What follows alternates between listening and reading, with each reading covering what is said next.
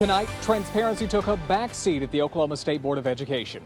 Inside their building, members spent nearly 30 minutes arguing over whether they could legally approve meeting minutes they didn't attend. Not classroom policy, not teacher retention, meeting minutes. Meanwhile, urgent decisions affecting schools, teachers, and your kids were saved for later. I'm Brody Myers, anchoring tonight from the state capitol.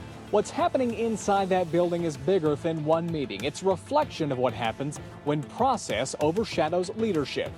Let's take a closer look. Lately, State Board of Education meetings have been known for fireworks. Wednesday, however, things were humdrum. The state board slowly worked through the business of the state's education, opening with comments from State Superintendent Ryan Walters, encouraging school districts to get students ready for the workforce. I listened to Lindsay Brule's response. There's more to it than just getting them ready for work. I want to address that in our education, and I think that would make a big boost if we worked on the human spirit. The board then spent a half hour debating approval of minutes of previous board meetings. Moving down the agenda, the board finally made some news. Notably for our viewers in Manford, a waiver to the traditional school year. You'll remember Manford leaders canceled schools for several days in the wake of the fires, setting them below the minimum threshold of 165 instructional days.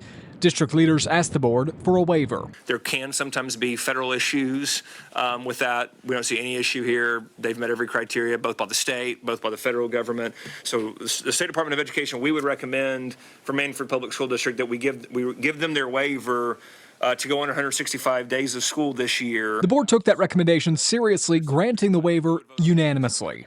Becky Carson, a career educator from the OKC area, made her debut as a new board member, making her mark with this comment. We have 4,500 emergency certificates in this state year to date. Even though I knew it would be during a crisis, it kind of slapped me in the face. A study conducted by the Oklahoma Business and Education Coalition found 17% of Oklahoma teachers leave Oklahoma education after just 1 year on the job. Walters and the board committed to their efforts to recruit and retain the best new teachers for our state. The meeting closed with revocation and suspension of various teaching licenses. I'll vote yes to adjourn, and thank you for being here.